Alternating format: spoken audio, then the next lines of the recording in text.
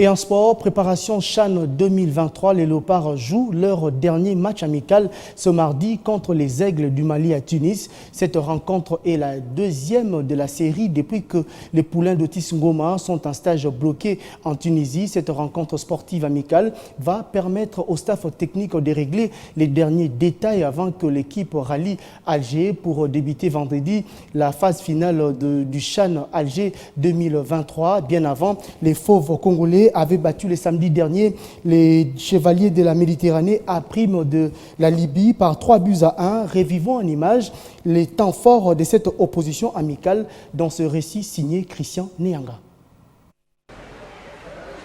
C'est un match test d'avant-compétition réussi par les hommes d'Otis Ngoma à 7 jours de leur entrée en lice au 7e championnat d'Afrique des Nations de football, dont le coup d'envoi sera donné ce vendredi 13 janvier 2023 à Alger.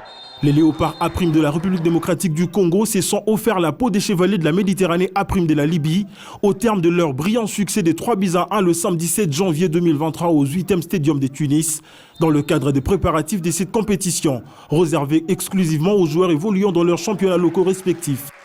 Les 4 buts de cette rencontre ont été inscrits sur balle arrêtée. On note également 2 buts inscrits par chacune des équipes.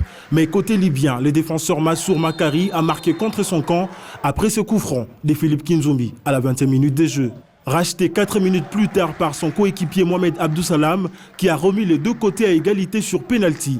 Et c'est sur la note égale d'un but que l'arbitre de ce match a renvoyé les 22 acteurs au vestiaire. Après les citrons, plusieurs changements ont été effectués côté congolais. La montée de Jonathan Ikangalombo, Boka Isaka et Jean-Marc Makoussou a changé la physionomie de la rencontre et a permis à la RDC de faire la différence grâce au doublé de Jean-Marc Makoussou sur penalty, acquis à la 74e minute et à 6 minutes de la fin du temps réglementaire. Le travail des Titans abattus depuis Kinshasa par le staff technique dirigé par le sélectionneur Otis Ngoma porte déjà ce fruit, mais pour ces derniers, le contenu de cette opposition n'a pas été à la hauteur de ses attentes.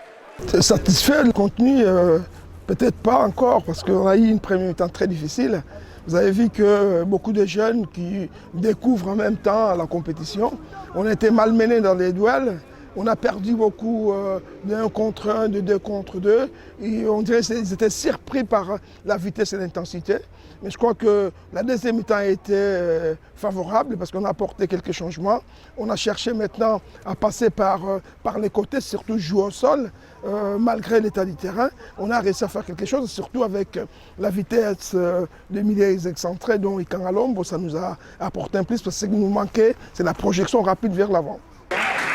Cette première opposition marque la dernière phase de préparation qui sera bouclée par une deuxième confrontation face aux Aigles du Mali ce mardi, à quelques jours du coup d'envoi de la compétition, prévue du vendredi 13 janvier au dimanche 4 février 2023 en Algérie.